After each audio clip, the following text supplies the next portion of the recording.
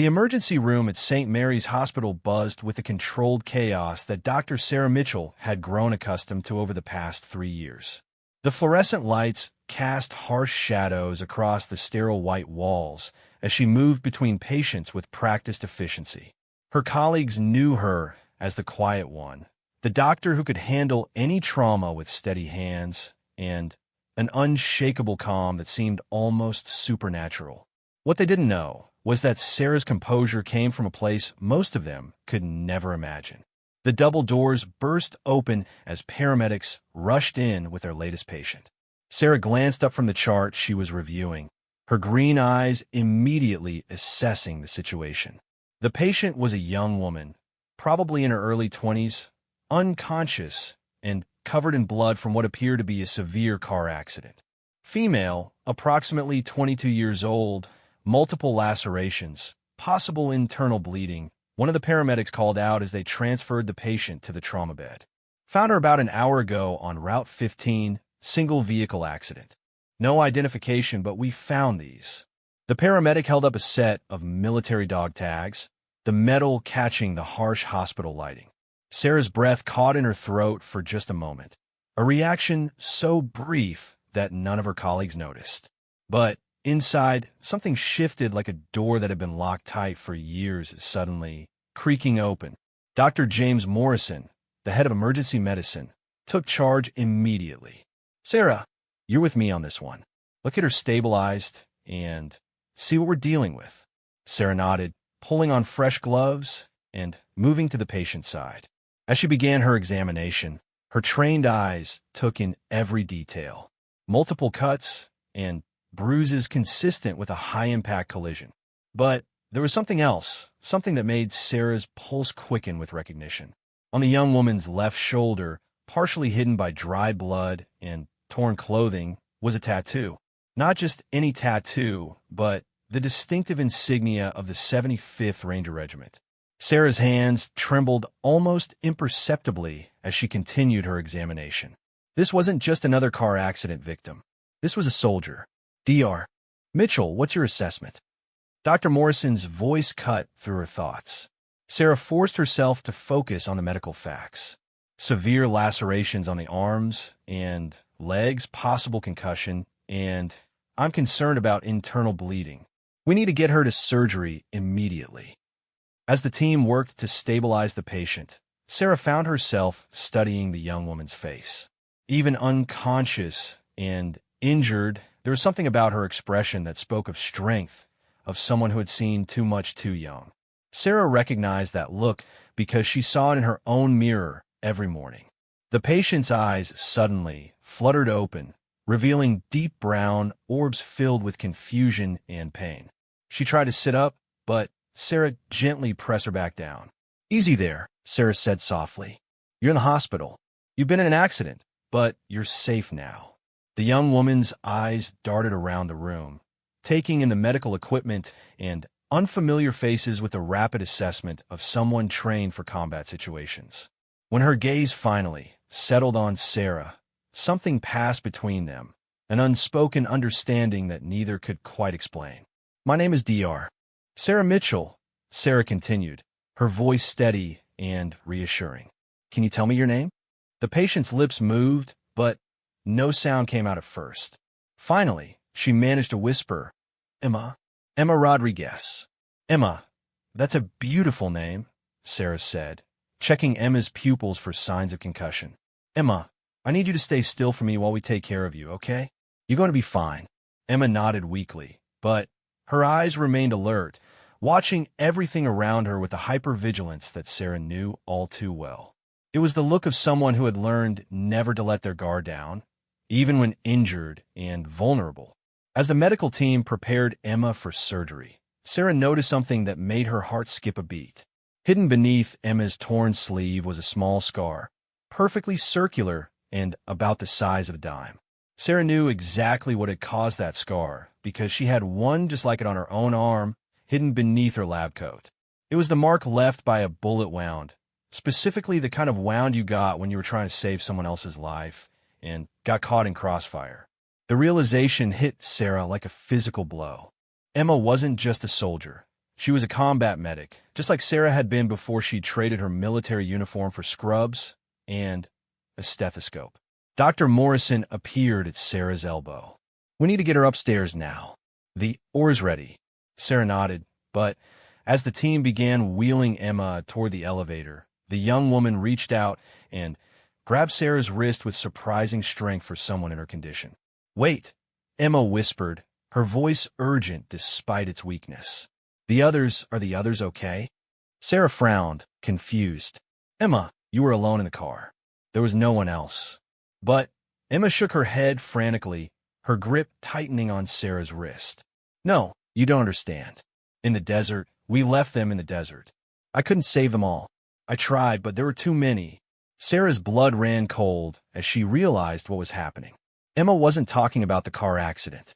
She was reliving something else entirely, something that had happened thousands of miles away in a place where the sand was stained with blood, and the sound of helicopters meant the difference between life and death. "Emma, listen to me," Sarah said, leaning closer so only Emma could hear. "You're not in the desert anymore. You're home. You're safe." For a moment, Emma's eyes cleared, and she looked at Sarah with a recognition that went deeper than their brief acquaintance. "You know," she whispered, "you know what it's like?" Before Sarah could respond, the anesthesiologist appeared with a pre-out medication, and Emma's eyes began to flutter closed. But her last words before unconsciousness took her were burned into Sarah's memory. "Don't let them see me break." As the elevator doors closed and Emma disappeared towards surgery, Sarah stood in the empty hallway, her mind reeling. She had spent 3 years building a new life, creating a carefully constructed barrier between her past as a Navy SEAL medic and her present as a civilian doctor. She had told herself that she had left that world behind, that she could help people just as effectively in a hospital as she had on the battlefield. But seeing Emma, recognizing the signs that she knew so well, Sarah realized that she had been lying to herself. The war had followed her home, just as it had followed Emma. The only difference was that Sarah had gotten better at hiding it. Dr. Morrison reappeared, looking concerned. "Sarah, are you all right? You look like you've seen a ghost." Sarah forced a smile, the same practiced expression she had perfected over the years. "I'm fine, Dr. Morrison. Just tired. It's been a long shift." But as she walked back toward the emergency room, Sarah couldn't shake the image of Emma's eyes, filled with a pain that had nothing to do with her physical injuries. She knew that look because she had worn it herself for so many years, the expression of someone carrying invisible wounds that never quite healed. The rest of Sarah's shift passed in a blur of routine medical procedures and administrative tasks. She treated a broken arm, stitched up a cut from a kitchen accident, and diagnosed a case of appendicitis. Normal, everyday medical problems that had clear solutions and predictable outcomes. The kind of medicine that had drawn her to civilian health care in the first place. But her mind kept drifting back to Emma, lying unconscious in surgery while doctors worked to repair the damage from her accident. Sarah found herself wondering about Emma's story, about what had brought a young combat medic to a small town like Millbrook, and what demon she was running from. When Sarah's shift finally ended at 7 in the morning, she should have gone home to her small apartment and tried to get some sleep.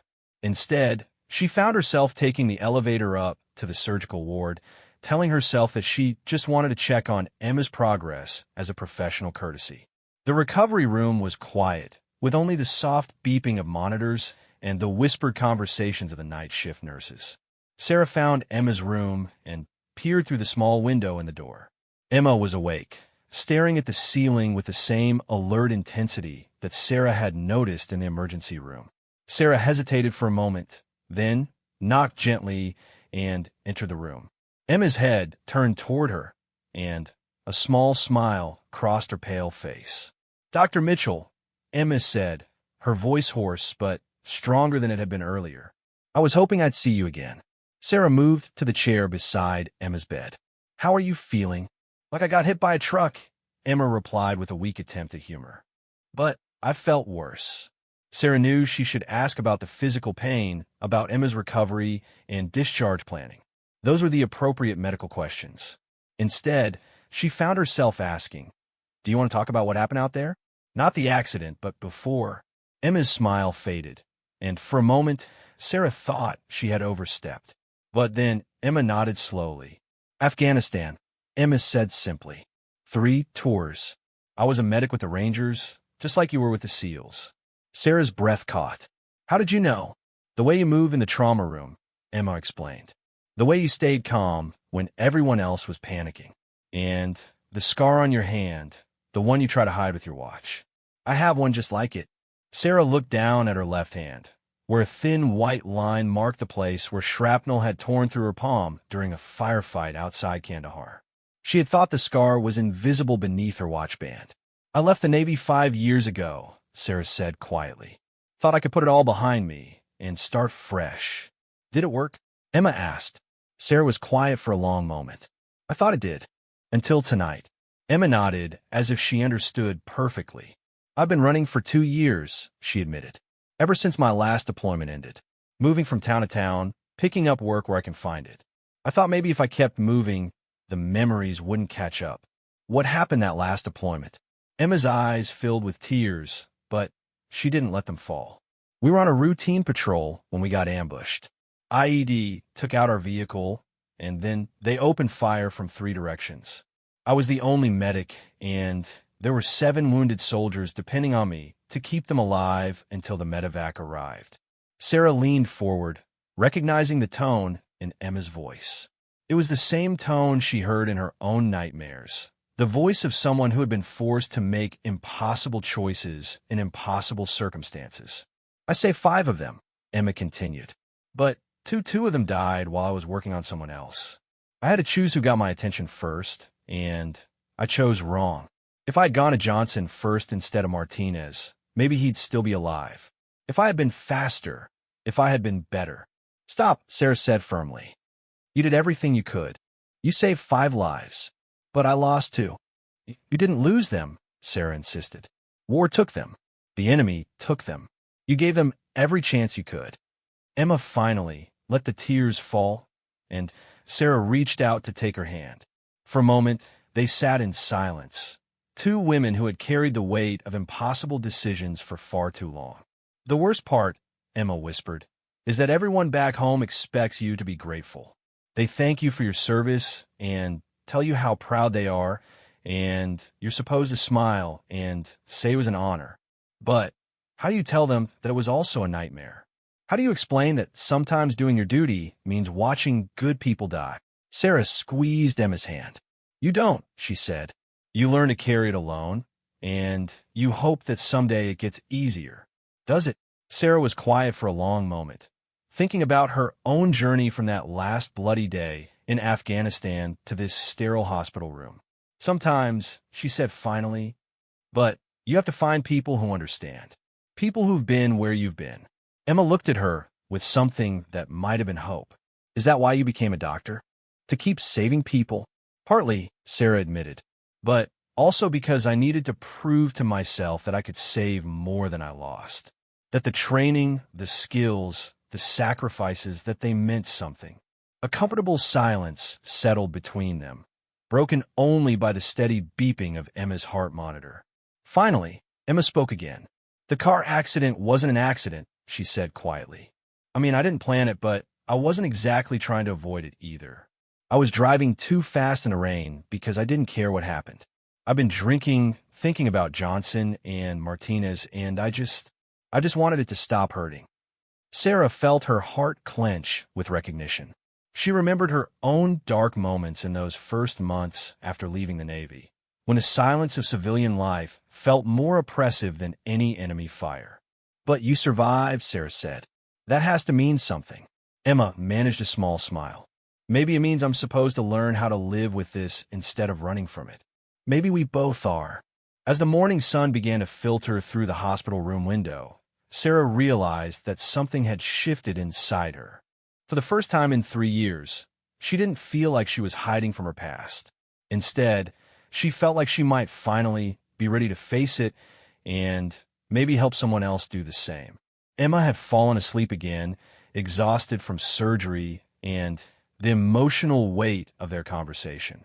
Sarah quietly left the room, but not before leaving a note with her personal phone number and a simple message: "You don't have to carry this alone anymore." Walking through the hospital corridors toward the exit, Sarah felt lighter than she had in years. She had built her new life on the foundation of helping others, but she had forgotten that sometimes the people who needed help the most were the ones who looked the strongest on the outside. Emma Rodriguez was about to teach her that healing could work both ways, and that sometimes the best medicine was simply knowing that someone else understood your pain. 3 weeks after their first meeting, Sarah found herself standing outside the Millbrook Veterans Center, a modest building that housed counseling services and support groups for former military personnel. She had never set foot inside despite driving past it countless times during her 3 years in town. Today, she wasn't alone. Emma walked beside her, moving slowly but steadily on crutches. Her physical wounds were healing well, but Sarah could see the tension in her shoulders, the way her eyes constantly scanned their surroundings. Some habits from combat never truly disappeared. "You sure about this?" Emma asked, pausing at the entrance. "We could always go get coffee instead and pretend we're normal people with normal problems."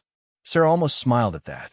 Over the past few weeks, as Emma recovered in the hospital, they had discovered a shared sense of dark humor that helped lighten the weight of their experiences. But beneath Emma's joke, Sarah heard the genuine nervousness.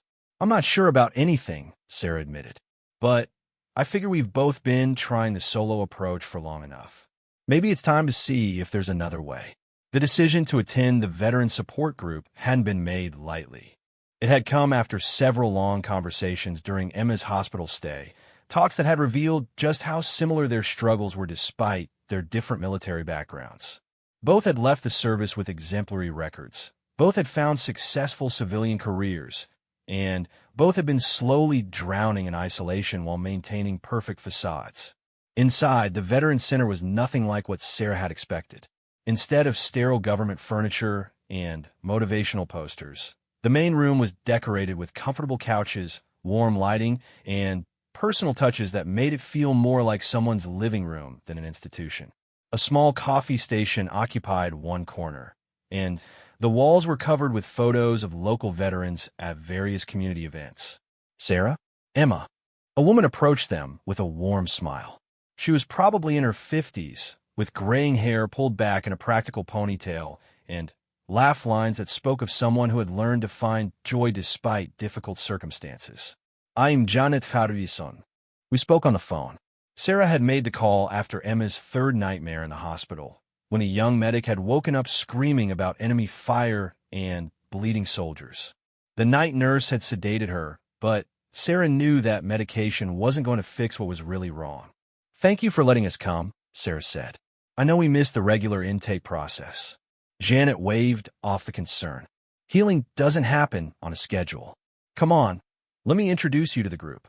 The support group consisted of 8 people sitting in a circle, ranging in age from mid-20s to early 60s.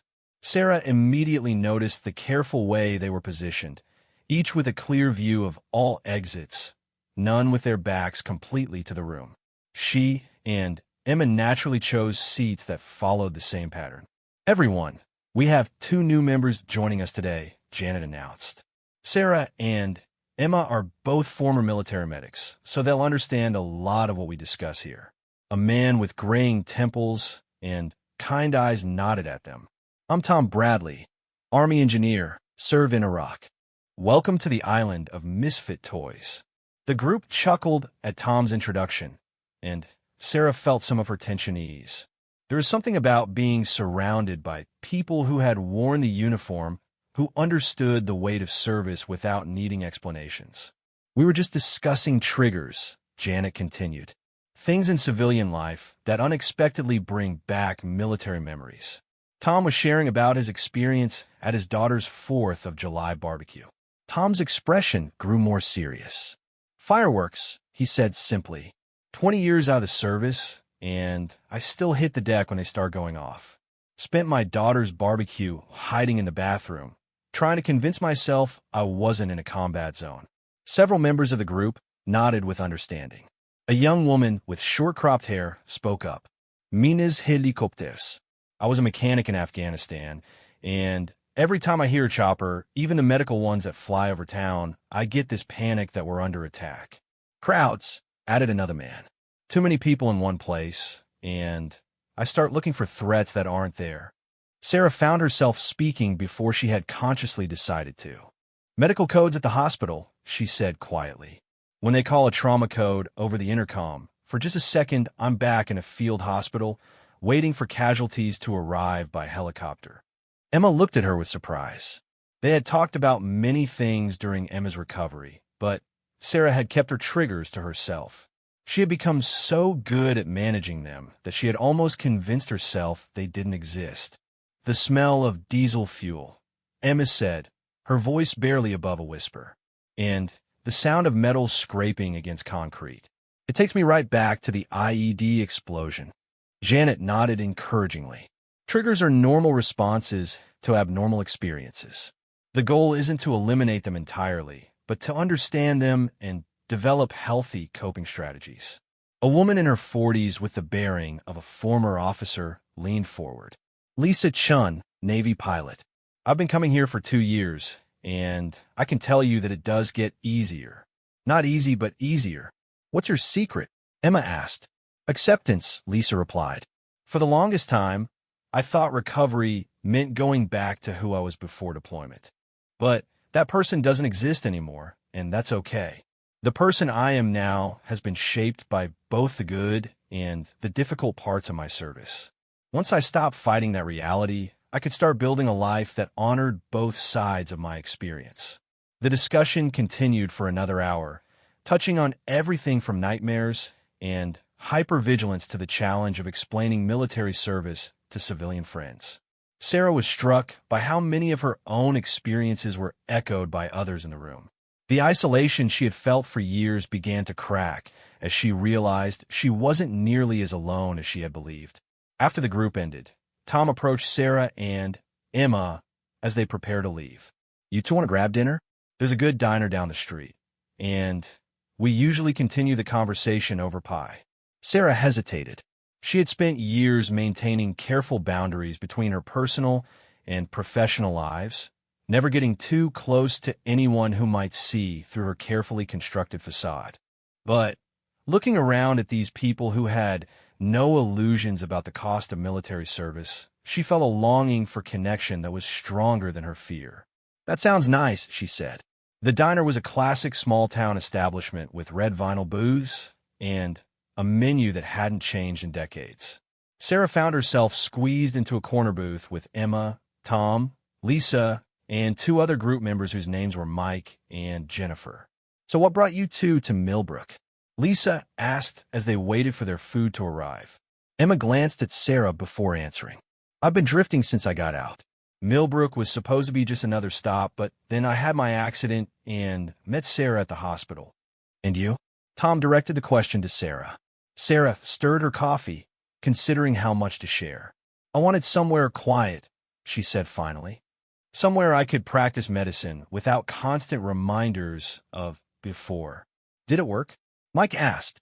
He was the youngest member of their impromptu dinner group, probably only a few years older than Emma. For a while, Sarah admitted, but I think I was just postponing the reckoning, not avoiding it. Jennifer, a former Air Force sergeant with intelligent eyes and a no-nonsense manner, leaned back in her booth. I tried that approach for 5 years, she said. Moved across the country, changed careers, even changed my name. Thought I could outrun the memories. What happened? Emma asked. My kid asked me about my military service for a school project, and I realized I'd spent so much energy running from my past that I had forgotten there were parts of it worth remembering. I was a damn good aircraft mechanic, and I saved lives by keeping those planes in the air. But I had thrown away all of that along with the painful stuff. Tom nodded. That's the thing they don't tell you about coming home. You don't just have to deal with the trauma. You have to figure out how to integrate the good parts of your service into civilian life. The leadership skills, the sense of purpose, the bond with your fellow service members, those things don't automatically transfer to a civilian context. Sarah thought about her years in the Navy, about the pride she had felt in her abilities as a SEAL medic, about the lives she had saved, and the respect she had earned from some of the toughest warriors in the military. She had spent 3 years trying to forget all of it, but maybe that had been the wrong approach. "I miss it sometimes," she said quietly. "Not the combat, not the fear, but the clarity. In the field, I always knew exactly what my job was and how to do it well. Here, sometimes I feel like I'm just going through the motions." Emma put down her fork and looked at Sarah with understanding. "I know exactly what you mean. In Afghanistan, I was essential. People depended on me, and I came through for them most of the time. Here, I feel like just another face in the crowd." Lisa smiled sadly. The transition from being absolutely vital to being completely ordinary is harder than anyone prepares you for. But here's what I've learned. You can create that sense of purpose in civilian life. You just have to be intentional about it. How? Sarah asked. "By finding ways to serve that honor your military experience while meeting civilian needs," Lisa replied. "I volunteer with a program that teaches underprivileged kids about aviation. It's not the same as flying combat missions, but it gives me a chance to use my skills to make a difference." Tom gestured with his coffee cup. "I help build houses for veterans transitioning out of homelessness. Gets me back to my engineering roots while helping people who understand what I've been through." Sarah felt a spark of something she hadn't experienced in years: inspiration. "The hospital has been talking about starting a trauma response program for first responders and emergency personnel," she said slowly. "They need someone with emergency medicine experience and an understanding of high-stress situations." "That sounds perfect for you," Emma said with genuine enthusiasm. "What about you?" Jennifer asked Emma. "What's your next step?"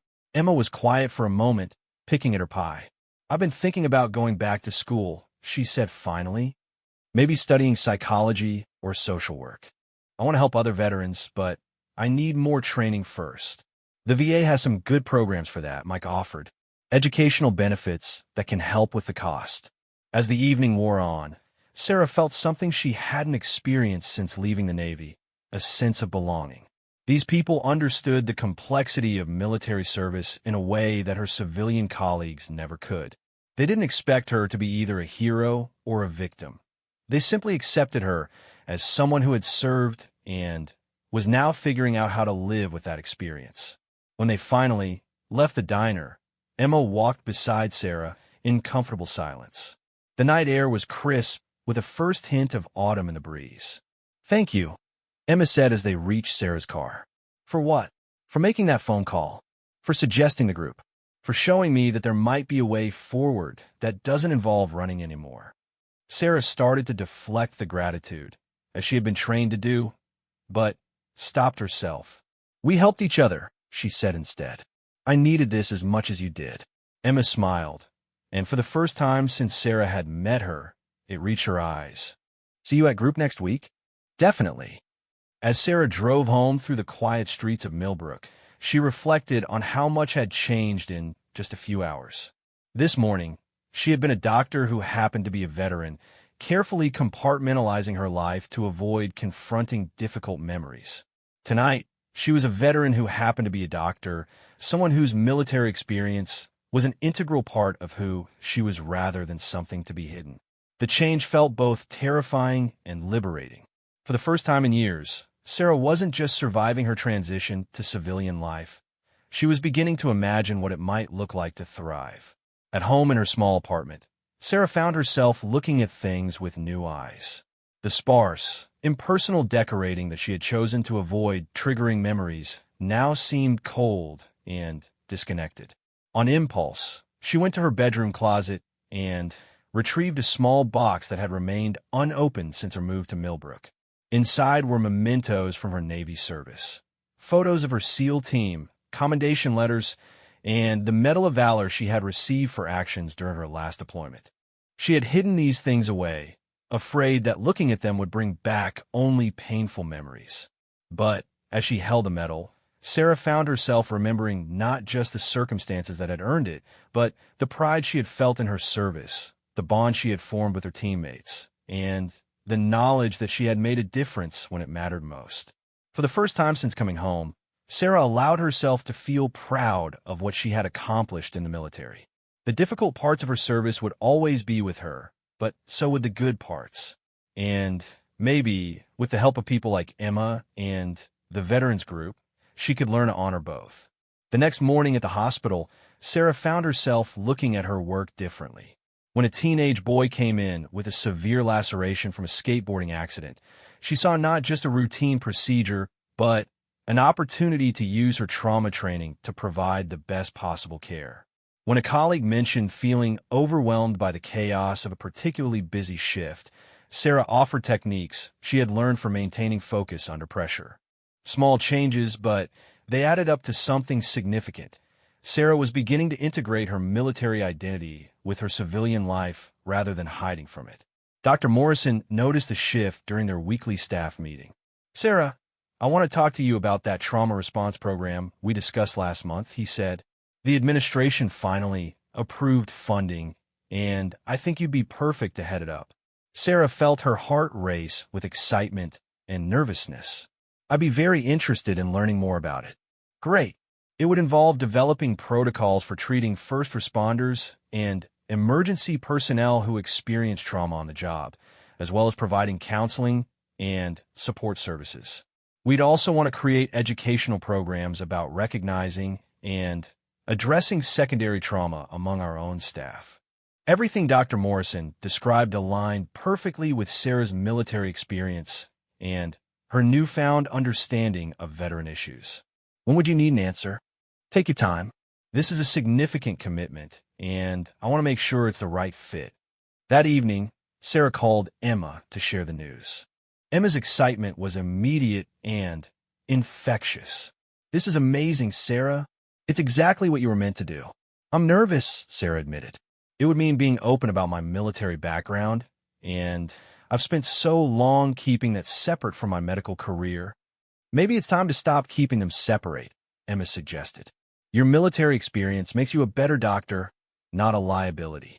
Sarah knew Emma was right, but decades of hiding were hard to overcome in a few weeks. Still, for the first time since leaving the Navy, Sarah felt like she was on the verge of finding her true calling rather than just a job that paid the bills.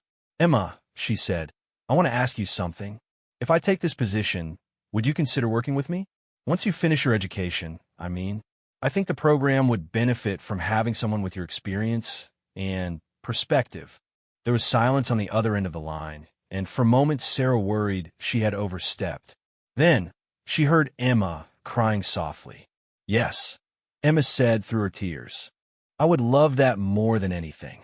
As they talked about their hopes for the program and their plans for helping other veterans, Sarah realized that her journey home from war was finally beginning. Not the geographical journey that had ended years ago, but the emotional one, the process of finding a way to honor her service while building a meaningful civilian life. It wouldn't be easy. There would still be nightmares and triggers, difficult days when the weight of memory felt too heavy to bear. But for the first time since leaving the military, Sarah wasn't facing those challenges alone. She had found her tribe, people who understood both the cost and the value of service. More importantly, she had found a way to transform her pain into purpose, to use her experiences to help others navigate their own difficult transitions. The skills that had made her an excellent combat medic, quick thinking under pressure, emotional resilience, the ability to remain calm in crisis situations, were exactly what she needed to help other veterans find their way home. Emma was right. It was time to stop running from her past and start using it to build a better future. Not just for herself, but for all the warriors who were still fighting the most important battle of their lives, the battle to find peace and purpose after war. 6 months later, the newly established Warrior Wellness Center occupied an entire wing of St. Mary's Hospital. What had started as a simple trauma response program had evolved into something far more comprehensive, largely due to Sarah's vision and Emma's input as the program's peer counselor. Sarah stood in the center's main therapy room, watching as Emma led a group session for recently returned veterans. Through the observation window, she could see 8 men and women arranged in the familiar circle that had become central to their treatment approach. Unlike the sterile meeting rooms they had initially been assigned, this space felt warm and welcoming, with comfortable seating, soft lighting, and artwork created by program participants. Emma's voice carried through the intercom system as she addressed the group. "Today I want to talk about the myth of the seamless transition," she said. "You know, the idea that coming home from deployment should be like flipping a switch. One day you're a warrior, the next day you're a civilian, and everything should just work perfectly." A young Marine named David raised his hand. "Everyone keeps asking me when I'm going to get over Afghanistan and get on with my life. Like it's a choice I'm making to still think about it." Emma nodded with understanding. "What does that make you feel?" "Like I'm broken," David admitted. "Like there's something wrong with me because I can't just forget and move on." Sarah had heard similar sentiments from dozens of veterans over the past months. The expectation that military service could be neatly compartmentalized and then forgotten was one of the most damaging myths surrounding veteran transition. "Who here has heard the phrase, 'leave it on the battlefield'?" Emma asked. Every hand in the room went up. "And how many of you have found that to be practical advice?" The hand stayed down. Emma's approach to group therapy was unlike anything Sarah had learned in traditional medical training. Instead of focusing purely on pathology and symptoms, Emma emphasized the normal human responses to abnormal experiences. She had an intuitive understanding of how to create safe spaces for veterans to process their experiences without judgment. A soft knock on the observation room door interrupted Sarah's thoughts. Dr. Morrison entered, followed by a woman Sarah didn't recognize.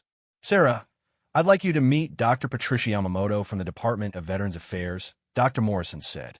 "She's here to evaluate our program for potential national expansion." Sarah shook Dr. Yamamoto's hand, trying to mask her nervousness. The Warrior Wellness Center had gained regional attention for its innovative approach to veteran care, but the possibility of national recognition felt both exciting and overwhelming.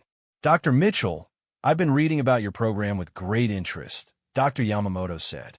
"The integration of peer counseling with traditional medical treatment is exactly the kind of innovation we need in veteran healthcare." "Thank you," Sarah replied. "I have to give most of the credit to Emma Rodriguez, our peer counselor. Her insights have shaped everything we do here." Dr. Yamamoto watched the group session for several minutes, taking notes as Emma guided the participants through a discussion about redefining strength and vulnerability. "How did you recruit Ms. Rodriguez?" she asked. Sarah smiled at the memory. "Actually, she was my patient first. She came to our emergency room after a car accident, and I recognized something in her that reminded me of myself. We found our way to healing together." "And your military background?" "Navy SEAL medic, 3 deployments to Afghanistan. I left the service 5 years ago and spent several years trying to pretend that part of my life had never happened." Meeting Emma helped me realize that my military experience was an asset, not a liability, in treating veteran patients. Dr. Yamamoto made more notes. "That's precisely the kind of lived experience that makes programs like this effective. Traditional healthcare providers, no matter how well-intentioned, often lack the cultural competency to treat veterans effectively." In the therapy room, Emma was wrapping up the session. "Before we finish today, I want each of you to think about one skill you developed in the military that served you well in civilian life. Not the obvious ones like discipline or physical fitness, but something more subtle." David spoke first. "Situational awareness. I'm really good at reading people and environments, figuring out who I can trust, and where the exits are." A young Air Force veteran named Maria added, "Problem solving under pressure. When something breaks or goes wrong, I don't panic. I just start working through solutions." As each group member shared, Sarah was struck by how Emma had transformed the session from a focus on deficits to a recognition of strengths. This was the heart of their program's philosophy.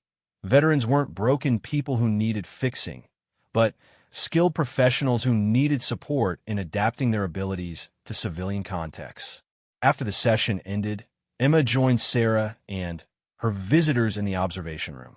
Dr. Yamamoto immediately engaged her in conversation about her background and approach to peer counseling. "I'm particularly interested in your educational background," Dr. Yamamoto said. Dr. Mitchell mentioned that you're pursuing additional training. Emma nodded. "I'm finishing my master's degree in clinical psychology with a specialization in trauma therapy. The program has been incredibly supportive, allowing me to do my practicum work here at the center.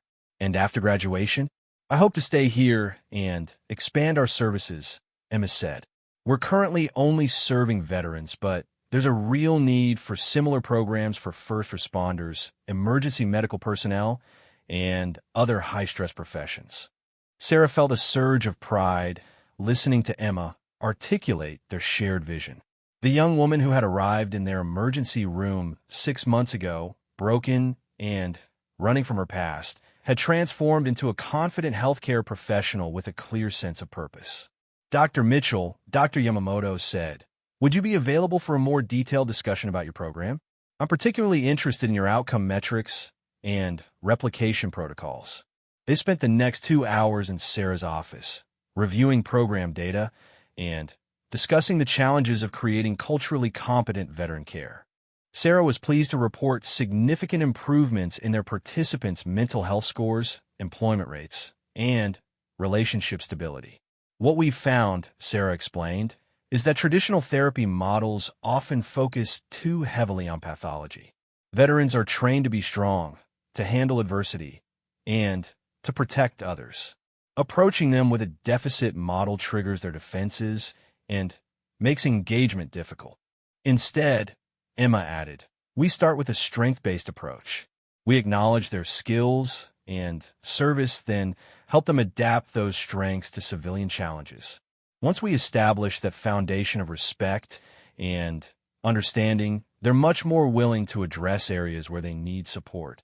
Dr. Yamamoto reviewed their treatment protocols carefully. "Your integration of medical care, mental health services, and peer support is impressive. Most programs focus on one aspect or another, but you've created a truly holistic approach."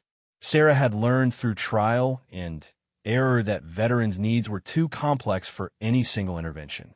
Many arrived with both physical and psychological wounds, often complicated by substance abuse, relationship problems, and employment difficulties. The Warrior Wellness Center addressed all these issues simultaneously rather than treating them as separate problems. "We've also found that family involvement is crucial," Sarah added. "Military service affects entire families, not just the service member. We offer spouse support groups and educational programs to help families understand the transition process." This insight had come from Emma's own experience with her girlfriend, Carla, whom she had met during her recovery. Carla had struggled to understand Emma's triggers and hypervigilance until she attended one of their family education sessions. The program helped both women develop strategies for building a healthy relationship despite the ongoing challenges of Emma's PTSD. As the meeting concluded, Dr. Yamamoto made an offer that took Sarah by surprise. Dr. Mitchell, the VA, is looking for consultants to help develop national standards for veteran community care programs. Would you and Ms. Rodriguez be interested in working with us to create training materials and replication guides for other hospitals? Sarah looked at Emma, who was practically vibrating with excitement. "We'd be very interested," Sarah said carefully. "But we want to maintain our commitment to this center and our current patients. Of course, this would be a part-time consulting arrangement, allowing you to continue your work here while helping to expand similar programs across the country." After Dr. Yamamoto left, Sarah and Emma sat in Sarah's office, still processing what had just happened. In less than a year, they had gone from 2 struggling veterans trying to find their way to potential leaders in national veteran healthcare policy. "Are you ready for this?" Sarah asked Emma. "It's going to mean a lot more visibility and responsibility." Emma was quiet for a moment, looking out the window at the hospital parking lot where they had first talked about their shared experiences. "A year ago, I was ready to give up," she said finally. "I couldn't see a future where I was anything more than damaged goods. Now I have a chance to help create something that might prevent other veterans from going through what we went through. Sarah understood exactly what Emma meant. The work they were doing had given both of them a sense of purpose that had been missing since leaving the military. More than that, it had allowed them to transform their pain into something meaningful. There's something else, Sarah said. Dr. Morrison wants to expand the program to include a residential component. Short-term housing for veterans who are homeless or in crisis, integrated with intensive therapy and job training. Emma's eyes widened. That would be incredible. So many of the veterans we see are dealing with housing insecurity on top of everything else. It would also mean hiring more staff, developing new protocols, and probably relocating to a larger facility. Are you ready to help me build something that big? Emma stood up and moved to the window, looking down at the emergency room entrance where their journey together had begun. Remember what you told me that first night? That I didn't have to carry my burden alone. Sarah nodded. Well, you don't have to build this alone either. We're partners in this, whatever comes next. That evening, Sarah found herself back at the Veterans Center where she and Emma had first attended group therapy. But this time, she wasn't there as a participant. She was leading a session for healthcare providers who worked with veteran populations. The room was filled with doctors, nurses, therapists, and social workers who had requested training on military culture and trauma-informed care. 6 months ago, Sarah would have been terrified to speak publicly about her military experience. Tonight, she felt confident and purposeful. How many of you have asked a veteran patient about their military service? Sarah asked the group. About half the hands went up. And how many have felt like you didn't know how to respond to what they told you? Nearly every hand raised this time. That's completely normal, Sarah assured them. Military culture can seem foreign to civilians, and the experiences veterans describe can be difficult to understand if you haven't been there. But understanding isn't always necessary. Sometimes the most healing thing you can offer is simply listening without judgment. Sarah spent the next hour sharing insights she had gained about treating veteran populations, emphasizing the importance of cultural competency and trauma-informed care. She talked about the stigma many veterans felt about seeking help, the way hypervigilance could be mistaken for hostility, and the complex relationship many veterans had with their service. The most important thing to remember, Sarah concluded, is that veterans are not a monolithic group. Each person's experience is unique, shaped by their branch of service, their role, their deployments, and their personal history. Don't make assumptions based on stereotypes or media portrayals. During the question and answer session, a young nurse asked, "How do you balance being professional with being relatable? I mean, you have the shared experience, but you're also their healthcare provider." It was a question Sarah had struggled with herself. "Clear boundaries are essential," she replied. "I share my experience when it's therapeutically beneficial, not to process my own emotions. My role is to help them, not to find mutual support. That's what peer support groups are for." After the session, several attendees approached Sarah with questions about implementing similar programs at their facilities. The demand for veteran-focused healthcare was clearly growing as more service members returned from Iraq and Afghanistan. Tom Bradley, her old friend from group therapy, had stayed after to drive her home. "You know," he said as they walked to his truck, "watching you tonight, I realized something. You're not the same person who first walked into group therapy 6 months ago." Sarah considered this. None of us are, really. Emma's different too. Stronger, more confident.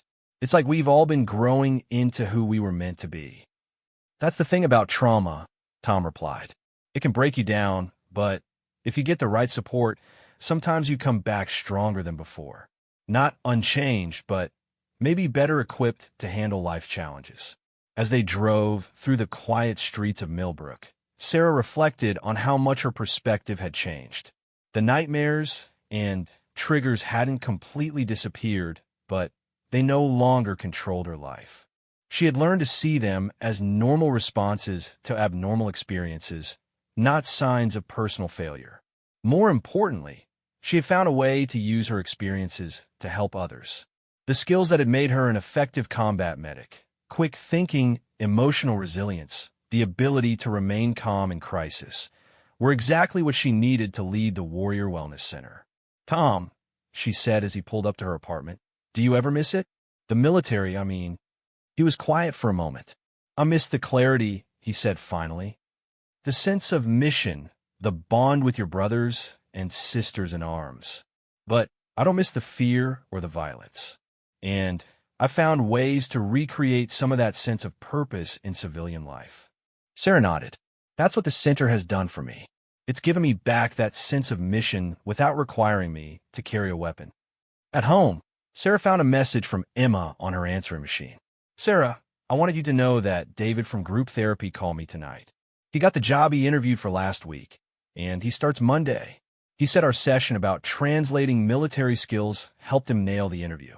Just thought you should know that what we're doing is working." Sarah smiled as she played the message again. These small victories were what made all the long hours and difficult conversations worthwhile. Each veteran they helped find stability, and purpose was validation that their approach was sound. But more than that, each success story was proof that trauma didn't have to define a person's future.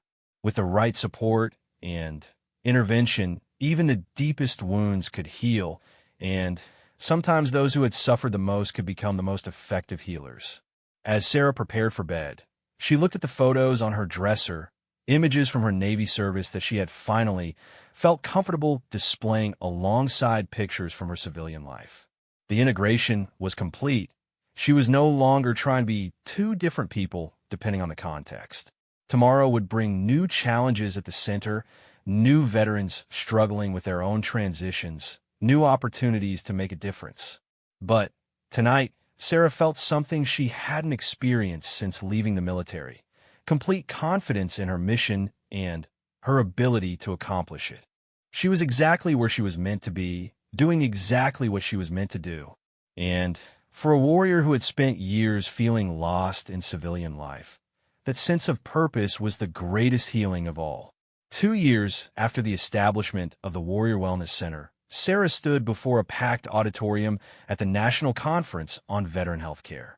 The audience included VA administrators, healthcare providers, researchers, and advocates from across the country, all gathered to learn about innovative approaches to veteran care.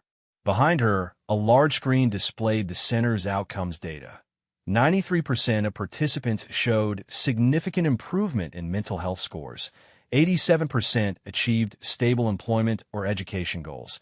And most remarkably, their suicide prevention rates far exceeded national averages for veteran populations. "These numbers tell an important story," Sarah said, gesturing to the screen, "but they don't tell the whole story. Behind each data point is a human being who is struggling to find their place in civilian life and now has hope for their future." In the front row, Emma sat with Dr. Yamamoto and several other VA officials.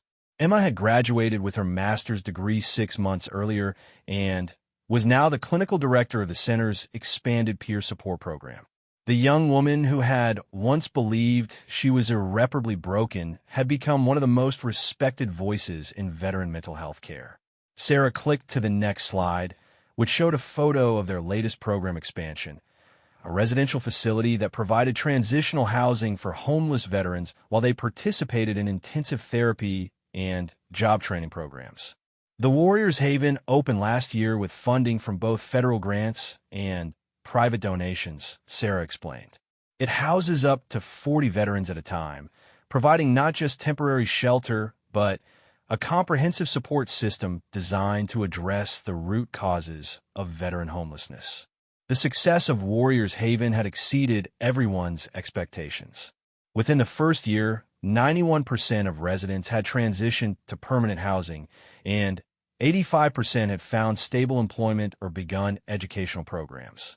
More importantly, the community-based model had been replicated in 12 other cities across the country. After her presentation, Sarah was surrounded by conference attendees asking questions about implementation strategies, funding sources, and training protocols. The interest was overwhelming, but Sarah had learned to navigate these professional gatherings with the same tactical approach she had once used in combat situations. "Dr. Mitchell," A young woman in army dress uniform approached her during a break in the questioning. I'm Captain Jessica Torres, currently stationed at Walter Reed. I'm transitioning out of the military next year, and I'm very interested in your program. Sarah immediately recognized something familiar in Captain Torres's bearing. The careful control, the professional competence masking deeper struggles. What's your current role, Captain? I'm a physician assistant in trauma surgery. 3 deployments, primarily working with combat casualties. Captain Torres paused, seeming to gather her courage. I've been struggling with the idea of leaving the military. It's all I've known for 8 years, and I can't imagine doing anything else. Sarah had heard this concern from dozens of transitioning veterans. The military provided such a clear sense of identity and purpose that civilian life could feel impossibly vague and meaningless by comparison. Have you considered staying in military medicine? Sarah asked. I've thought about it, but honestly, I'm burned out. I've seen too many young soldiers die on my table, and I'm starting to doubt whether I can handle it anymore. But I don't know how to be anything other than a soldier. Sarah saw her younger self in Captain Torres, the woman who had believed that leaving the military meant abandoning everything that made her valuable and competent. Would you be interested in visiting our center? Not as a patient, but as a fellow healthcare provider. I think it might help you see some possibilities you haven't considered. Captain Torres's relief was visible. I would appreciate that very much, ma'am. After exchanging contact information, Sarah made her way to the conference's networking reception.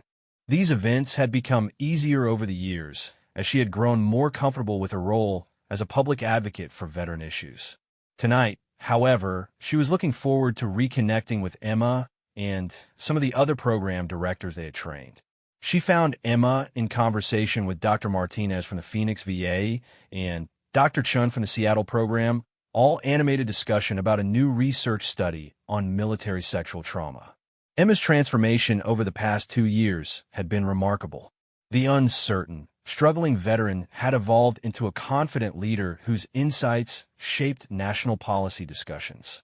Sarah, perfect timing, Emma said as she approached. We were just talking about the MST treatment protocols you developed. Phoenix is seeing the same success rates we are. Dr. Martinez nodded enthusiastically. Your emphasis on peer support has been game-changing. Traditional therapy models often fail with MST survivors because of trust issues, but having someone with shared experience leading groups makes all the difference. The military sexual trauma program had been one of their most challenging developments. Sarah had initially resisted expanding into this area because it required specialized training and protocols, but Emma had pushed for it after recognizing how many of their female veterans were dealing with these additional layers of trauma. Emma deserves most of the credit, Sarah said. She recognized the need and insisted we address it, even when I was hesitant. Emma smiled. You taught me that sometimes the most important battles are the ones you're afraid to fight. As the evening progressed, Sarah found herself reflecting on how far they had all come. The conference was filled with people implementing programs based on their model, sharing success stories, and innovations that extended far beyond what she and Emma had originally envisioned. But the real measure of their success wasn't in the professional recognition or the national attention. It was in the faces of the veterans they saw every day at the center, people who had found hope and purpose after believing both were lost forever. Later that night, Sarah and Emma sat in the hotel bar, finally having a chance to catch up privately. The past months had been a whirlwind of expansion, training, and travel that had left little time for personal conversation. How are you doing with all this attention? Sarah asked. Sometimes I worry that we're spending so much time talking about the program that we're losing touch with the actual work. Emma swirled her wine thoughtfully. I think about that too.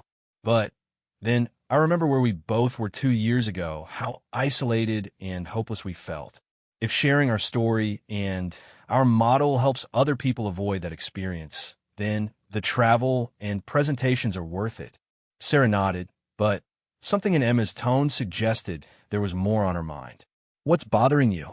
Emma hesitated, then leaned forward. I've been offered a position with the VA's national office. Assistant Director for Peer Support Programs. It would mean moving to Washington and overseeing the implementation of programs like ours across the entire system. Sarah felt a complex mix of emotions: pride in Emma's recognition, excitement about the potential impact, and selfish concern about losing her closest collaborator. That's incredible, Emma. You'd be able to help thousands of veterans. But it would mean leaving Millbrook, leaving the center, leaving you. Emma's voice was quiet. I don't know if I'm ready for that. Sarah studied her friend's face, seeing the same uncertainty that had been there when they first met. But now it wasn't the uncertainty of someone lost and broken. It was the natural anxiety that came with stepping into a larger arena of responsibility. Emma, do you remember what you told me when Dr. Yamamoto first approached us about consulting work? That you didn't have to build this alone. Exactly. And you also don't have to choose between personal loyalty and professional opportunity. The center will always be here, and our partnership doesn't depend on physical proximity. Emma smiled, some of the tension leaving her shoulders.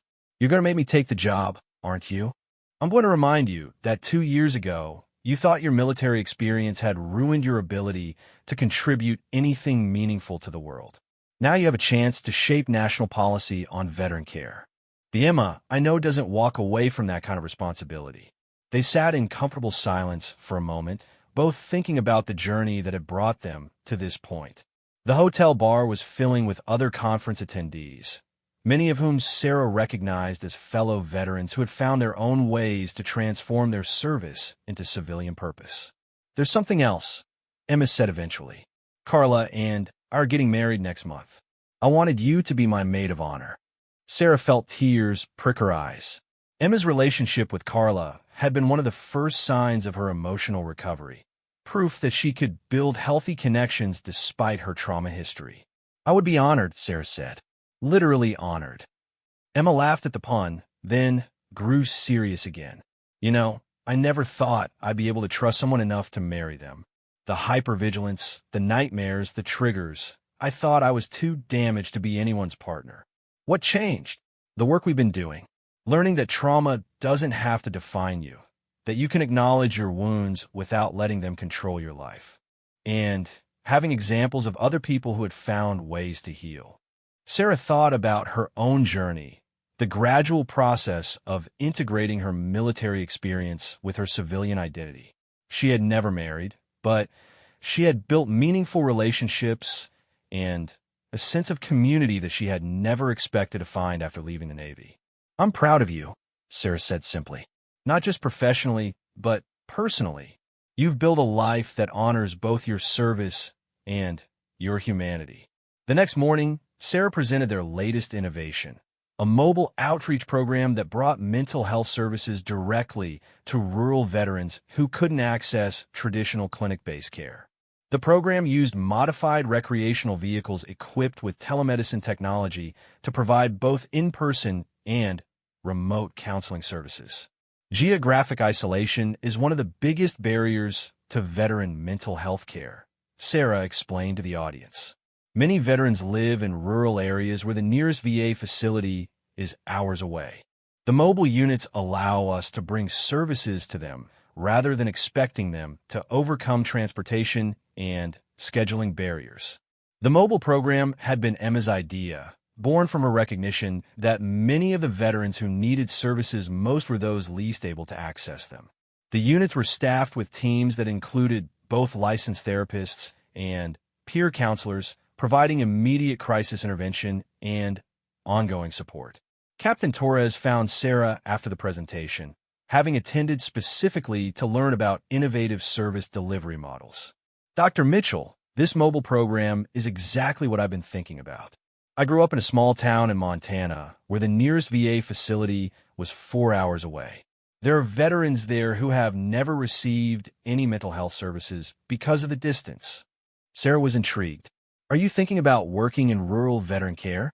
I'm thinking about creating something similar in Montana. There's a huge need, and with my medical background and military experience, I might be able to make a real difference. Sarah smiled, recognizing the spark of purpose that came when someone found their calling. Emma and I are doing a site visit to our newest mobile unit next week. Would you like to join us and see the program in action? Captain Torres's enthusiasm was immediate. Yes, absolutely. I can take leave to travel with you. As the conference concluded, Sarah felt the familiar satisfaction that came from planting seeds that might grow into new programs and opportunities. Each person she met, each conversation she had, represented potential impact on veteran lives across the country. On the flight home to Millbrook, Sarah found herself sitting next to a young veteran she had met briefly at the conference. He was reading her recently published book about the Warrior Wellness Center model, making notes in the margins. "How's the book?" Sarah asked. He looked up, startled, then recognized her. "Dr. Mitchell, I didn't realize you were on this flight. The book is incredible. I'm a social worker in Denver, and we're trying to implement some of your peer support protocols." They spent the rest of the flight discussing implementation strategies and challenges. By the time they landed, Sarah had another potential site visit planned and a new collaborator in the growing network of veteran-focused programs. Back at the center, Sarah walked through the familiar halls with renewed appreciation for what they had built.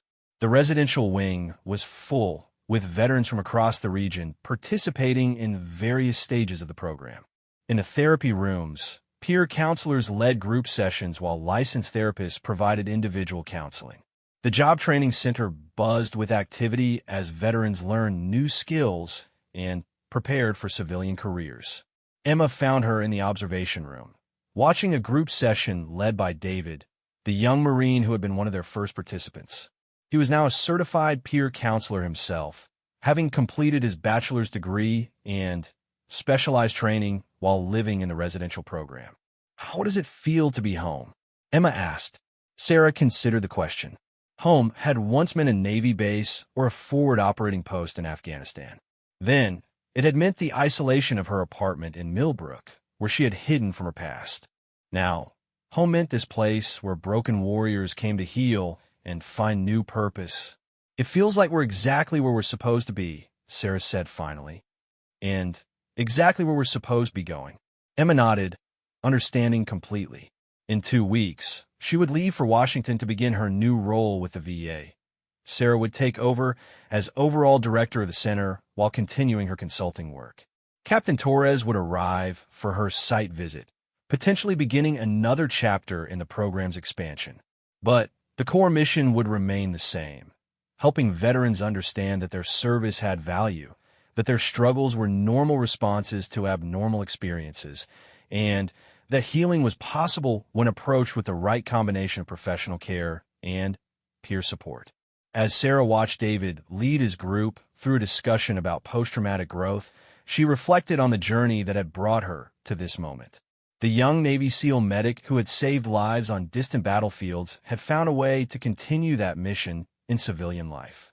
The isolated doctor who had tried to forget her military service had learned to integrate all aspects of her identity into something powerful and purposeful.